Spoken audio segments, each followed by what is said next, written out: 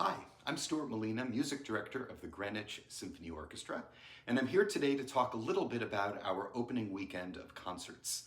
These concerts will be on September 21st, Saturday night at 7:30, and then the next day, Sunday the 22nd, at 3 o'clock in the afternoon.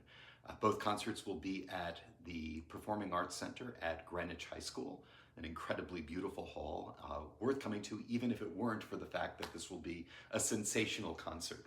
I think I've put together a really nice combination of music, a piece by a contemporary composer that probably no one will have heard before, one of the great showpieces for symphonic orchestra from the turn of the 20th century, and then one of the greatest piano concertos and most beloved pieces in the entire repertoire, played by a great piano virtuoso.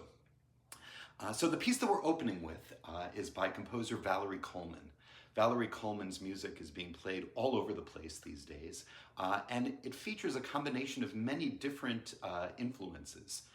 Certainly, it is a very American style of composition. When you hear it, it's an abstract idea, but you just know that it's American. It also is very much influenced by her African-American heritage.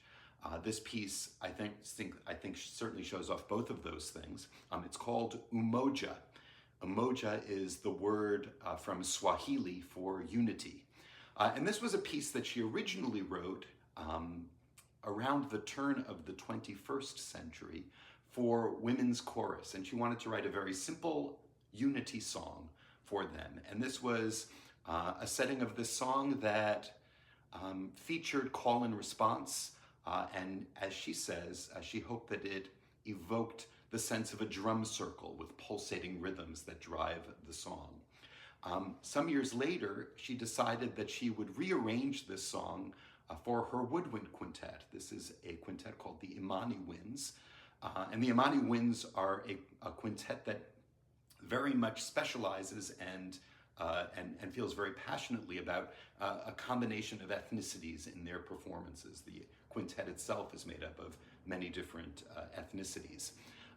So fast forward now 20 years from the writing of the original piece in 2019, she was commissioned by the Philadelphia Orchestra to write a short piece for orchestra, and she chose to use this piece one more time.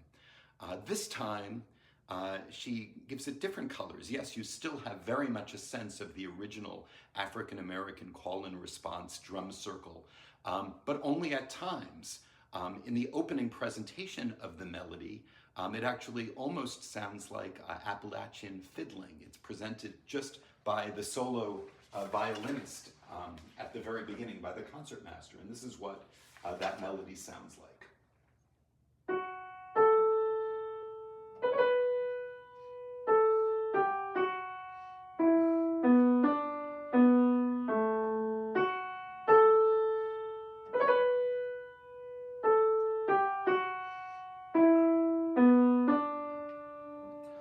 And it goes on, and the piece is in several different sections. First, you have kind of an exposition of this beautiful melody, very simply presented in a fairly simple orchestration. Then suddenly you'll start hearing interruptions from the brasses. The piece goes into 5/4, so instead of a 1, 2, 3, 4, which is a very comfortable kind of meter for most audiences, it goes into a 5, which feels just a little bit awkward, a little bit different. And these punctuations from the brass, as she describes it, are expressions of hate and racial divide. A lot of the things that we're dealing with as a society right now and have been for many, many years, if not for time immemorial. This will then present into other presentations of the melody. One of them sounds almost like a waltz. Another one is presented simply after more argumentative music just by the French horn, and again, a very simple setting. It does come beautifully together at the end for kind of a triumphant finish. It's a very, very beautiful, very heartwarming piece, and I think presents a beautiful message. But I would like to read a quote from Valerie Coleman herself about this version of the piece. This version honors the simple melody that ever was, but is now a full exploration into the meaning of freedom and unity. Now more than ever, Umoja has to ring as a strong and beautiful anthem for the world we live in today. So that will be the opener of our program. The second piece on our program is Petrushka by Igor Stravinsky. Petrushka was originally written in 1911 for the Ballet Russe. The Ballet Russe was a ballet company in Paris. Sergei Diaghilev was the impresario, and the productions at the Ballet Russe were very famous for bringing together great artists from different performance disciplines to create true works of complete theater. He had premiered Stravinsky's earlier ballet, The Firebird, in 1910 to great success, and immediately suggested that he write another ballet for the next season. He also added into the team the scenic design and costume designer Alexandre Benoit, and also the choreographer Sergei Fokina. And this group of four great artists put together Petrushka. Now, Petrushka is the name of a doll. In American and British society, we know it as Punch, as in Punch and Judy, but it's also known as Polichinelle or Pulcinella. But it's the same general character, which is kind of the down-on-his-luck clown puppet, but also with a very violent side. The typical Punch and Judy stories, for example, Punch would be punching Judy. It was a very violent kind of children's puppetry show. And so they decided to take the character of Petrushka and create a ballet out of the story. And so I thought what would be nice is to take you through the story. But before I do that, I do want to talk a little bit about Stravinsky's musical language, because this is one of the pieces that people consider to be the beginnings of modern music. You'll hear a lot of traditional melody. You'll hear Western traditional melody, waltzes out of the Western canon. You'll also hear music that sounds decidedly Russian traditional, sometimes Russian folk song-like, and sometimes music that almost sounds liturgical from the Russian Orthodox Church. But Stravinsky starts moving in a forward fashion harmonically and in terms of the way that he even presents those melodies. And he does this in a number of ways. One is to shift meters around. So in other words, you might have a simple waltz, but superimposed on the waltz, you might have a melody in 2 that goes against the 3 meter of the waltz. Or you might have things shifted over so that you have several different things happening where the downbeats are at different times, creating a sense of unrest. Harmonically, he experiments in this piece with polytonality. In particular, what's known as the Petrushka chord. The Petrushka chord is a combination of a C major chord on top and underneath an F sharp major chord. And so you have both harmonies happening at once. And as I take you through the piece, you'll see some of the manifestations of that. There's also a great deal of rhythmic drive. Stravinsky is very famous for this, certainly when you get to the Rite of Spring.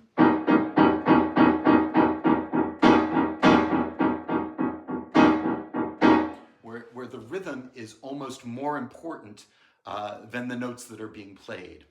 In Petrushka, you also have this kind of rhythmic pulse a lot of the time.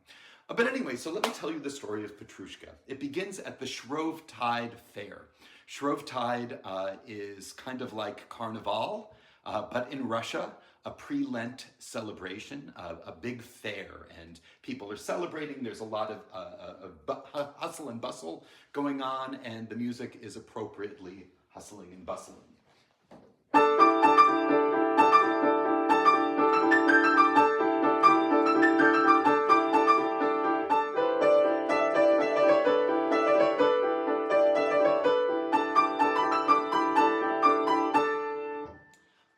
Underneath this, you'll get one of those quasi-liturgical melodies.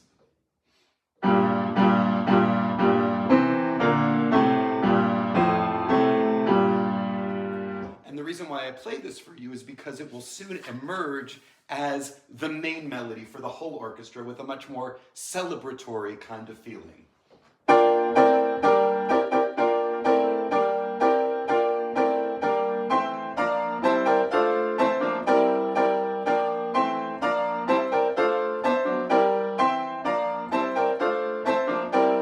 So you see here, you have that kind of rhythmic pulsing. It's all quarter notes. The sense of the liturgical melody now transformed into something joyous, but also this idea of harmonies changing just by moving major chords up and down. That's a very typical Stravinsky sound, and you'll hear a lot of that in this piece. So we have a couple of episodes in this opening scene. In one episode, an organ grinder comes on and plays a very simple, very tonal melody.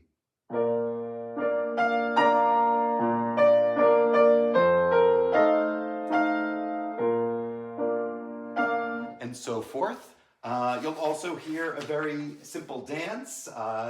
It's introduced by a triangle. Bing, bing, bing.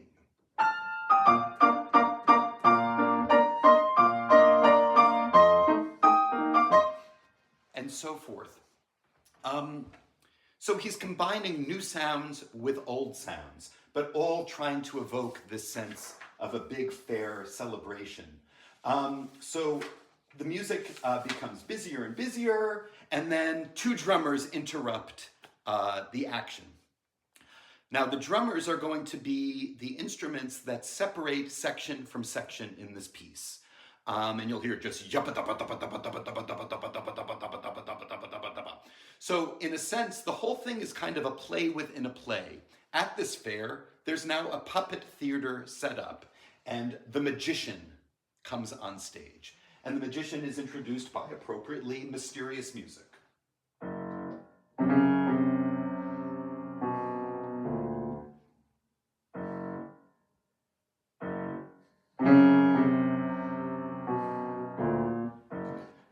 And he takes out a flute and enchants the audience through his flute playing.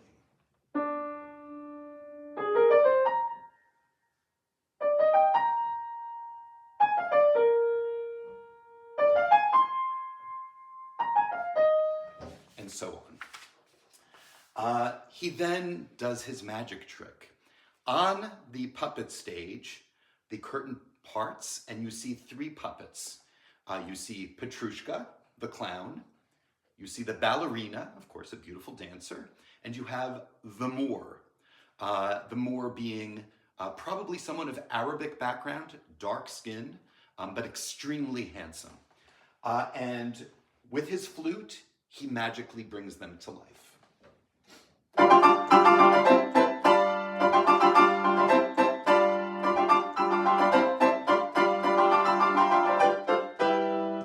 Something like that. And then we have a long section of music where the three of them are dancing. They've come to life. The audience can't believe it's happening. And then the aggression comes out. Petrushka becomes jealous. He knows that the ballerina is in love with the Moor, and he begins to fight with the Moor. The season comes to an end very abruptly, and the drums play again to set up the next scene. The next scene is now Petrushka's room. And it's a gloomy and dank room. Petrushka is thrown in at the beginning with a very abrupt start. And then we get Petrushka's music. And this is where we hear the Petrushka chord for the first time. Again, C major over F sharp major. But here we hear it just in two clarinets playing arpeggios.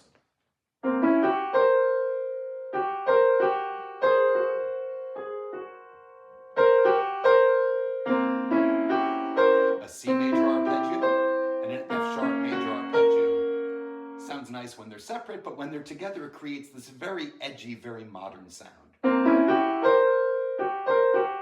And the reason why I play it so many times is because you're going to hear it throughout this piece as the theme of Petrushka. Sometimes slow like this, sometimes very fast, and then sometimes You'll hear it extremely strongly in the trumpets with the whole orchestra agitatingly playing below it. The first time you'll hear this is shortly after this scene begins, where Petrushka is shaking his hands, cursing the magician.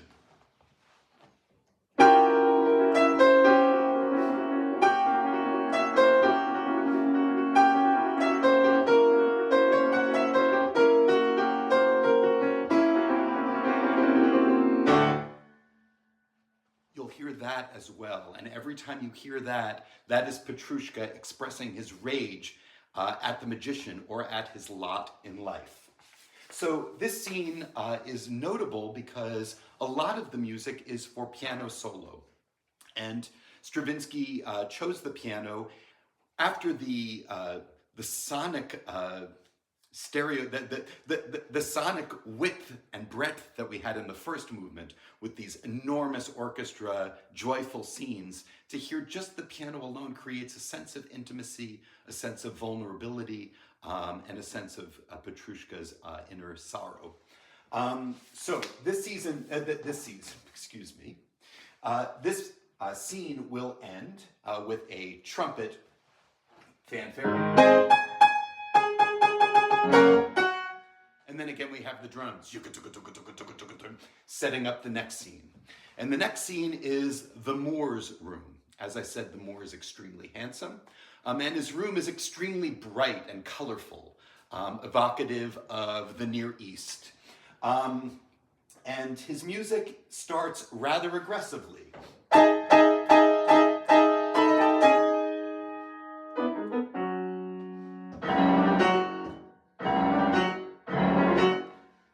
So on. But then we hear a much more dolorous theme that's related to the Moor. And this one, I believe, Stravinsky's trying to get across a sense of Orientalism, of music of the East. And this is what this melody sounds like.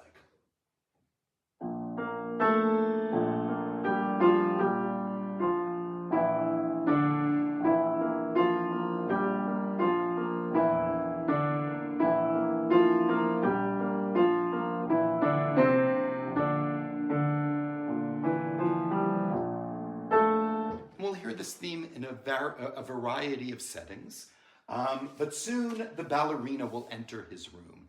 Of course, he's delighted to see the ballerina, and she delights him by playing, of all things, the trumpet for him. And you'll hear a duet between snare drum, which of course I can't approximate on the piano, and a trumpet melody.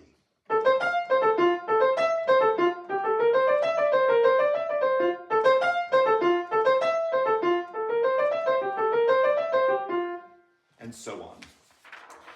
Then they dance together, and here we get what I was talking about before, a very simple, beautiful waltz.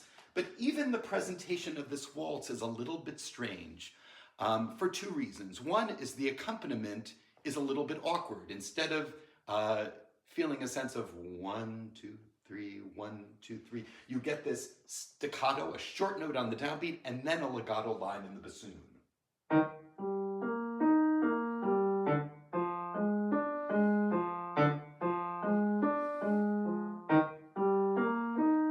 And the melody itself is presented as a duet. There are two dancers between the trumpet, who represents the Moor, and the flute, who represents the ballerina. I guess she's given up the trumpet for the flute at this point.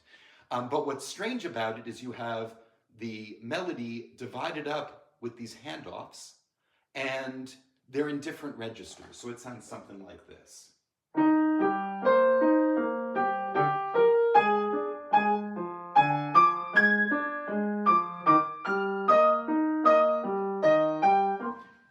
And it continues on like this. It also picks up.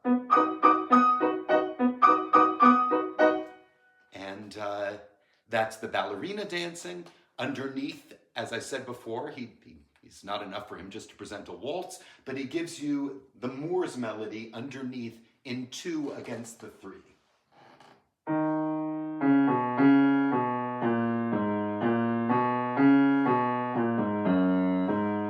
I'm not going to try to play it because it will be a mess. So this scene goes on. Who comes in? Petrushka. And you'll hear that same kind of combination of of chords, a polytonality, and there's a fight between Petrushka and the Moor, and eventually the Moor throws out Petrushka, and we have the drums again, which sets up the next scene, which is again the Shrovetide Fair a little bit later in the day. And now we get some very beautiful melodies. This is not plot movement at this point, but rather, again, setting an environment for the rather aggressive end that this piece will come to. The first section is just kind of melodic, and not really melodic, but rather harmonic rumblings in the orchestra to create this sense of joy.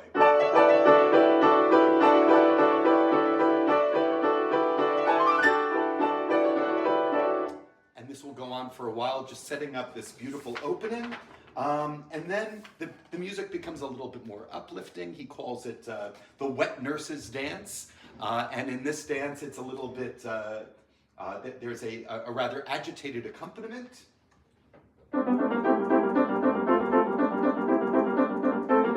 And then you have a very beautiful lyrical melody on top.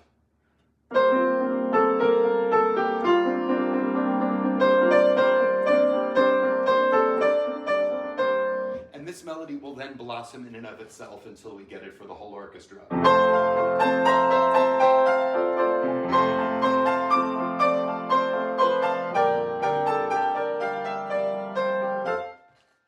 And so forth. This scene will continue, and an odd interruption. You get a peasant playing the pipe while a bear enters on his hind feet. I guess it's the carnival thing, but you have this bear, and for the bear, we have a plodding bass line with a very high pipe-like but extremely high clarinet line.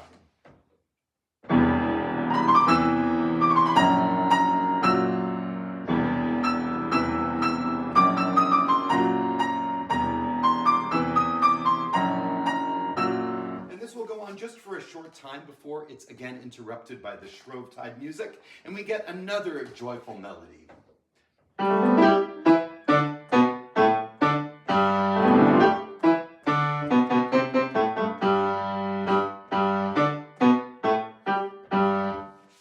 And this will have its own scene. The original opening Shrovetide scene music will come back, and then eventually we have the final fight between Petrushka and the Moor.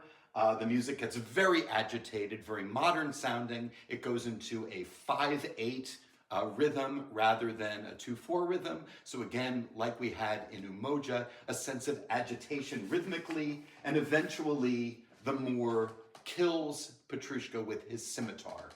And how does Stravinsky musically demonstrate the death of Petrushka? He has one of the percussionists drop his tambourine. So you just hear this kind of like quick of the tambourine as it hits the floor.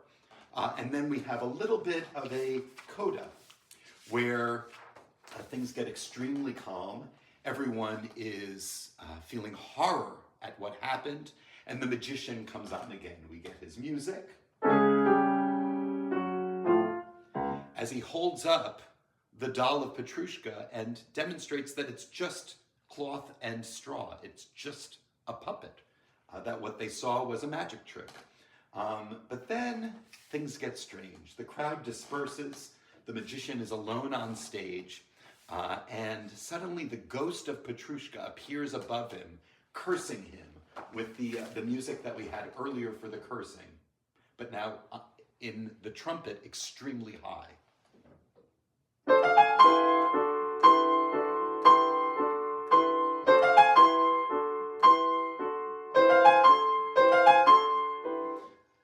And the piece comes to a very strange end. The puppet of Petrushka falls dead again, and the magician leaves. And that's the end of Petrushka. It ends for such an incredibly colorful piece. And truly, that's the best term that I can use for this music. Stravinsky knows how to use the orchestra to create beautiful tonal color in the way he combines instruments and the brilliance of his melodies and the power of his rhythms. For the piece to end in such a quiet and strange way with just a couple of string pizzicatos is very strange indeed. But that is how this piece ended, and it was an incredibly influential piece. It still is to this day. One of the great ballets in the repertoire. The part of Petrushka was danced by Nijinsky, one of the great ballet dancers of his day. And in fact, you can probably online see complete productions of Petrushka with the original sets and original choreography, and I encourage you to do so. It's a wonderful piece of theater. But unlike some ballets, and there are a handful of great ballets that work perfectly well with just the music, some of the ballets of Tchaikovsky, some of the, obviously the ones of Stravinsky, the Firebird, Petrushka, the Rite of Spring, and there are of course many others. Prokofiev's ballets as well work beautifully in concert. But this is a piece where the music really conveys the action in such a beautiful and compelling way, and I think it's a wonderful way for our first half to end. The final piece on our program will be Tchaikovsky's first piano concerto. He wrote 3 piano concertos. The second and the third are rarely performed these days. Perhaps that's because the first is just so unbelievably popular. It has such amazing melodies and really has captured the audience's imagination for the 150 years that it's been around. It was written in 1875. Famously, it was written for the pianist Rubinstein, who refused to play it for a number of reasons. Eventually, Hans von Bülow, the great pianist, played it in its premiere in Boston in 1875. The piece is majestic, lyrical, heartbreaking, dazzling. It really covers the panoply of what one would hope from a high romantic piano concerto. I'll take you through just to talk about the main themes. I mean, it's such a well-known piece, I don't want to spend a lot of time on it. But before I do want to talk about one harmonic thing. Last time I talked about Tchaikovsky, I talked about appoggiatura, which is the idea of a note that has to resolve. You cannot just leave that D flat hanging there, it has to resolve to a C. You'll get plenty of appoggiatura in this piece, but the harmonic thing I want to talk about today is something a little bit different. When you have, we'll take a D flat major chord, and I choose D flat major because it's the general key of this piece. So you have D flat major. That D flat can also be thought of as a C sharp. And the C sharp, instead of just being the D flat being the foundation of the D flat major chord, D, F, A flat, D flat, it also can be the third of an A chord. So a C sharp, which is the same as a D flat, and an E. What Tchaikovsky will do a lot, and this is not unique to him, this is a very common harmonic device, but it's used so much in Tchaikovsky, and in particular in this piece, that it's a sound I want you to get in your ears, is this idea of the D flat major chord alternated with the A7 chord. So in other words, it's a D flat major chord and then an A chord over a D flat, which is a C sharp. You'll get that a lot. You also can get it in minor. So a D flat minor chord with an A7 chord. There you have 2 notes that remain the same, the D flat and the F flat in a D flat major chord. The F flat becomes an E, the D flat becomes a C sharp. And you'll hear this in 2 ways from Tchaikovsky, sometimes keeping the bass on the D flat. Or you'll hear it where he's actually changing the bass to the A. Or changing in minor.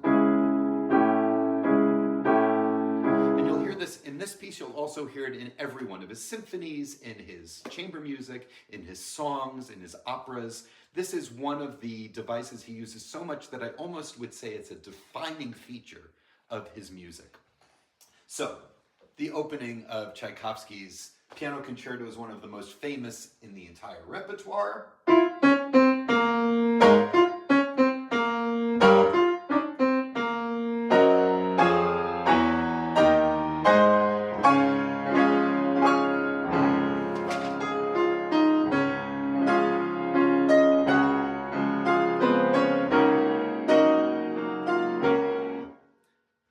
amazing melody. Tonight We Love. It was turned into a popular song. It does feature an appoggiatura.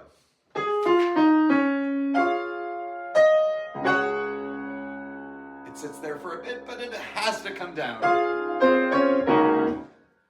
What's fascinating about this melody is not its beauty, it's not its grandeur, but rather that he presents it at the beginning of this piece, and you'll hear it in the first 3 or 4 minutes of the piece, played a few times, ending with an enormous full orchestra version accompanied by the piano going, with incredible flair, and then it disappears for the entirety of the rest of the piece. We never hear it again. We never hear it in the first movement. It certainly doesn't return in the second or third movements. I can't really think of too many pieces that have a similar feature where you have such an amazing melody and then the composer thinks, well, I've done it. That will be the introduction and we'll just move on to other stuff. So anyway, for what it's worth, it still is a fantastic opening to this piece. It introduces the concerto so beautifully, and it introduces the piano as the main voice absolutely immediately. So the second theme is something a little bit more agitated in B flat minor. Now I said before the main key of the piece is D flat major. He calls this the piano concerto in B flat minor. It begins in B flat minor, but so much of the piece is in D flat, which is the partner key. You know, it has the same flats in the key signature as B flat minor, that I call it a piece in D flat major. So if you would disagree, forgive me. At any rate, the second theme is in B flat minor.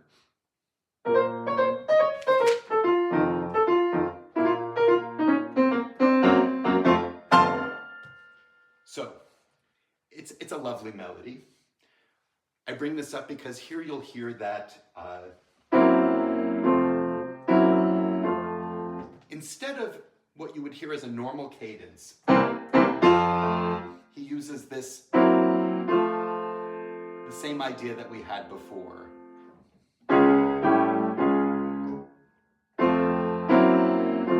It's a different kind of manipulation of the harmony, but it's the similar general idea. So this goes on for a while, and then we have a very beautiful second theme, lyrically presented for the first time in the woodwinds.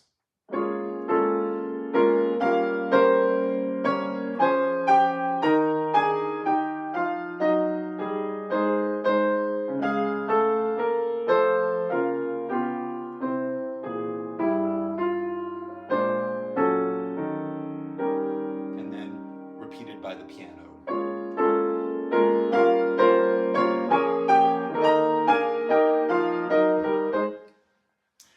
And this will be worked out beautifully. There's kind of a secondary theme to this second group.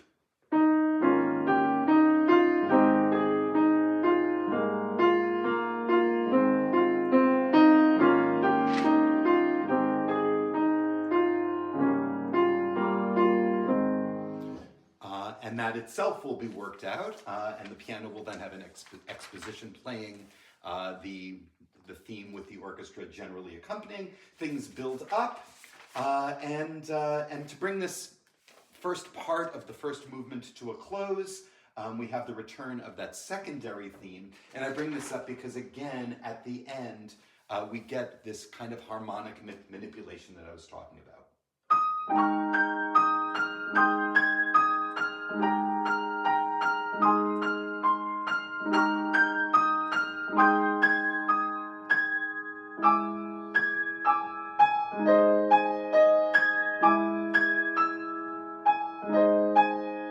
So what is he doing here? You have A flat major and E major, the same way we had D flat and A before.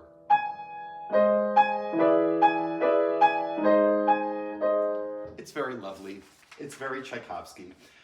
We have a development. It's a sonata form, so we have a development of the themes, and then a return of the opening, not the opening melody, but the first main theme after that introduction.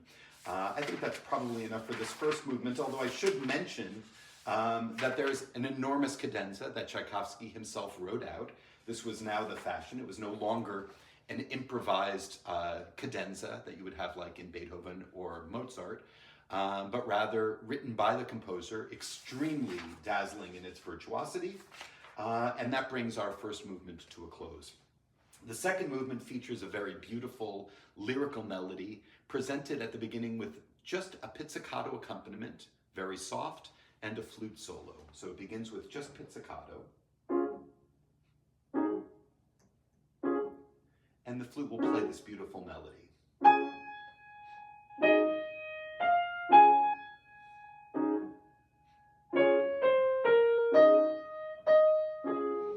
I don't need to play the whole thing. You probably have heard it many times before. There will be a secondary part of this first theme, and it's delicate, it's quite lovely, and features our harmony once again.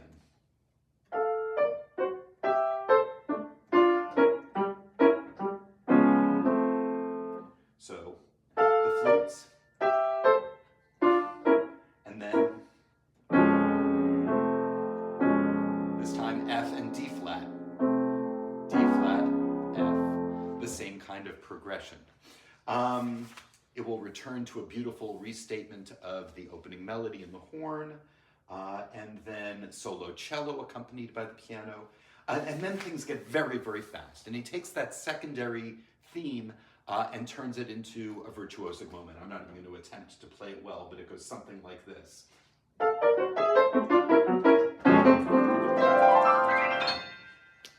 Just with all the right notes. And so this leads into a very beautiful kind of dance-like waltz, which sounds like this.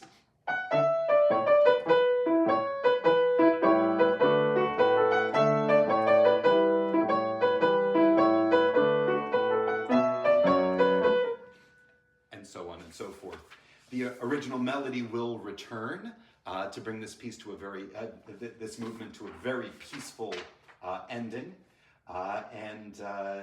And again, he features our harmonic device when the clarinet has the final word on this opening melody. In answer to the piano. So that will sound like this. The piano plays, and then the clarinet.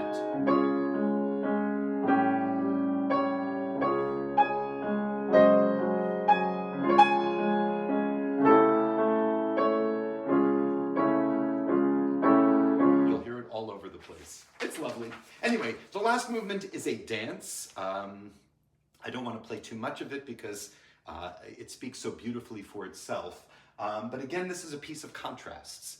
The dance itself is goes like this.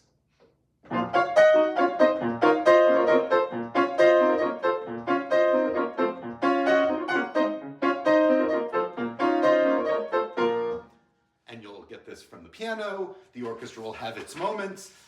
It's very delightful and strong. And it leads into a beautiful second theme. And the second theme emerges from a busyness in the piano, but you'll have to wait to the concert to hear that. But it goes like this.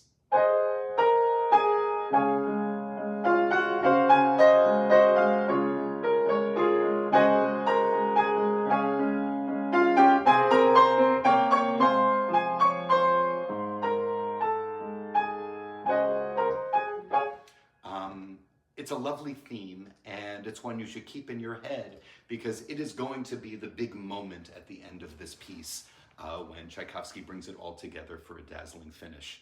I'm very excited to have Orion playing with us. He's a magnificent pianist, and it should be a memorable performance of this great piece.